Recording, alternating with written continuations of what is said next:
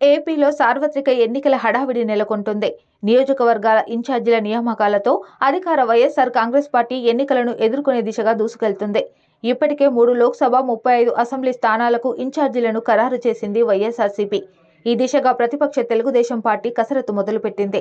పవన్ కళ్యాణ్ సారథ్యంలోని జనసేనతో పొత్తు పెట్టుకున్న నేపథ్యంలో ఆ పార్టీకి కేటాయించాల్సిన నియోజకవర్గాలను వడపోస్తుంది. ఈ రెండు పార్టీల మధ్య లోక్సభ, అసెంబ్లీ సీట్ల పంపకాల వ్యవహారం త్వరలోనే ఓ కొలిక్కి రానుంది. ఈ పరిస్థితుల్లో జనసేన అధినేత పవన్ కళ్యాణ్ ఓ ప్రకటన విడుదల చేశారు. ఓడిపోతామనే భయంతోనే వైఎస్ఆర్సీపీ నేతలు కాపులను తనపై రెచ్చగొడుతున్నారని విమర్శించారు. ఆ పార్టీ నేతల వలలో కాపులు ఎవరూ చిక్కుకోవద్దని తాను విజ్ఞప్తి చేస్తున్నానని, తిట్టిన వారిని కూడా అక్కున చేర్చుకుంటామని, జనసేన తలుపులు తెరిచే ఉంటాయని ఆహ్వానించారు. వచ్చే ఎన్నికల్లో కాపులు ఖచ్చితంగా నిర్ణయాత్మక శక్తిగా ఎదుగుతారని, రాష్ట్ర రాజకీయాల్లో క్రియాశీలకంగా వ్యవహరిస్తారని పవన్ ధీమా వ్యక్తం చేశారు.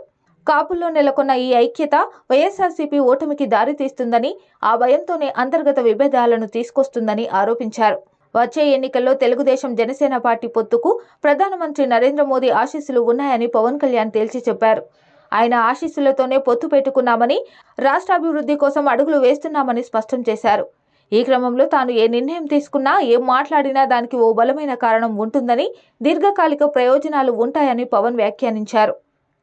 టీడీపీ జనసేన పొత్తు పట్ల సర్వత్రా హర్షాతిరేకాలు వ్యక్తమవుతున్నాయని, ఇదే వైసీపీ పతనానికి నాంది పలుకుతుందని పవన్ పేర్కొన్నారు. కాపులకు రిజర్వేషన్ ఇచ్చేది లేదని ప్రకటించిన జగన్ను ఆ సామాజిక వర్గ నాయకులందరూ ప్రశ్నించాలని సూచించారు. కాపులను కాపులతోనే తిట్టిస్తున్నాడని, వైసీపీ విషపూరిత ప్రచారాలు, తప్పుడు అభిప్రాయాలతో కూడిన వార్తలను విశ్వసించవద్దని కోరారు.